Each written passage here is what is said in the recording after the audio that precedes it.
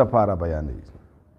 قرآن د دعوت کتاب دی، د عبرت کتاب دی، د قصو کتاب نه دی. قرآن تا ته صحیح لاره ښیي او د صحیح لارې ښودو دپاره الله تعالی ستا ذهن برابروي، ستا ذهن سازي کوي، ستا د اشکالاتو جوابات کوي، تا ته خبره په دلیل باندې کوي، تا ښه په آرامه باندې پوهیږي. د الله تعالی دغه مهرباني ده. ګوره نن په دې آیات کې څه فرمایي الله؟ فإن كنت نو که په شک کې ته فی شک، فإن كنت که چرته یې ته فی شک په شک کې، خطاب نبی پاک علیه السلام ته کوي او مقصد پکې عموم دی. د دې مقصد بعینه هغه شان دی لکه څرنګه ابراهیم علیه السلام د الله نه سوال کړی و، یا رب زما کیف یحیی الموتى، دا مړي ته څنګه ژوندي کړي؟ الله تعالی ورته وفرمیل یا ابراهیم ستاسو یقین نشته په دې باندې؟ بلا ولنا ولکن لیطمئن قلبي. په درېیم استفادې کې هغه تاسو ته تیر شوي وو. زه غواړم چې زما یقین نورم سیوا شي او په خپلو سترګو هر څه وګورم. یو خبر داسې وي چې هغه ته اورېدلی وي، هغې ته علم الیقین وي، او یو خبر داسې دی چې هغه ته وګوري، او یو خبر هغه دی چې په تا باندې خپله تیر شي، ته عین الیقین وي. علم الیقین، حق الیقین او عین الیقین. دې خبرې وضاحت تاسو ته مخکې ما کړی. علم الیقین دې ته وایي تا ته خبر راورسېده چې هلکه دې ځای کې د بجلۍ تار دی، دې کې کرنټ دی، دې ته علم الیقین وایي. تا ته علم وشو چې هلکه د بجلۍ تار کې کرنټ دی، ځان ته لږ لرې تېروه.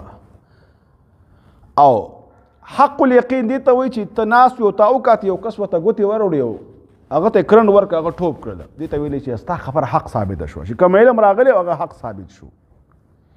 خو لیکن بیا هم تا ته پوره هغه یقین نه و چې هسې کېدای شي دا چل ول کوي، ته ورغلې تا پرې ګوتې کېښودې چې درجې دنه پورته کړه، نو دې ته ویلی شي عین الیقین، هغه ځي ته ورورسېدې، بس بیا یې د زړه نه هغه شک وواته هغه ډز سره. نو دغه شان انبیا مو چې الله عین الیقین ته مرسه په خپلو سترګو یې ګورو، او دې ته ویلی چې هغه نهایت محبت د نبي د خپل رب سره. نو دغه شان الله تعالی خپل نبي ته فرمایي که عین یقین غواړي فاسأل الذین یقرؤون الکتاب من قبلک، ته لږ هغه چا نه تپوس وکړه چې هغوی کتاب لوستی دی ستا نه مخکې.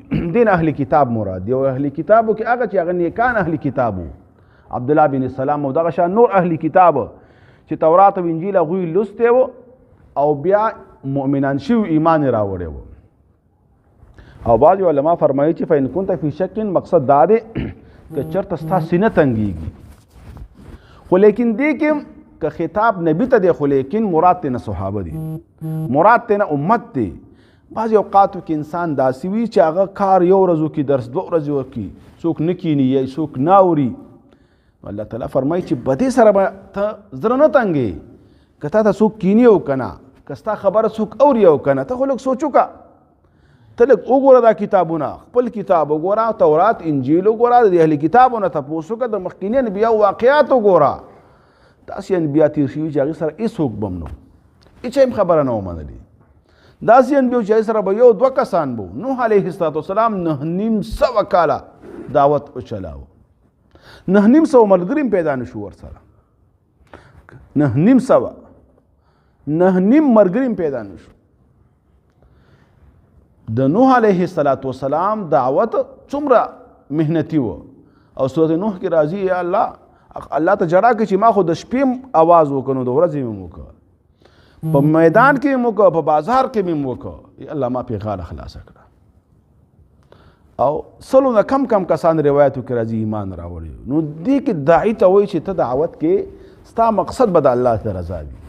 که څوک مني که نه مني، د دې خلکو د منلو وبال پتا نشته، دې تپوس به تا نه کېږي، بلکې ولا تسألون، الله وایي تپوس به ستا نه کېږي چې خلک کم عمل کوي. ستا کار دعوت دی، بس زړه مه تنګوه، ته دا کار کوه، ته د الله تعالی د طرف نه یو پیغام رسونکی، او دا اوچته خبره ده چې ته د الله تعالی پیغام رسونکی، پیغام د رب العالمین ته خلکو ته بیانې، دا خپل کمال دی.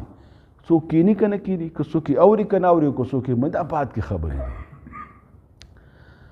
او درېم مقصد بعض علما دا بیانوي چې د دې نه مقصد دغه کافران دي د مکی کافران دي یا دغه یهود او نصارا دي او دوی ته دا خطاب کوي الله تعالی که چېرته تاسو انکار کوئ او نه منئ دا کوم اهل کتابو چې ایمان راوړی ورشه ستاسو ملګري دي د هغوی نه تپوس وکړه او قسم ورکړه چې ستاسو په کتاب کې چې ستاسو په ګرجه کې پروت دی تورات دی انجیل دی هغې کې څه دي څه شته که نشته پکې هغې کې خو د دې نبي حقانیت شته د ده صورت او سیرت ذکر پکې شته نو ولې انکار کوئ فإن كنت في شك که شک کوئ مما انزلنا الله هغه نه چې ما نازل کړی تا ته ای پیغمبره فاسأل تپوس وکړه الذین دا کسانو نه یقرؤون الکتاب چې لولي کتاب ستانه مخکې تورات او انجیل دی اهل کتاب دي یهود او نصارا دي لقد جاءك الحق من ربك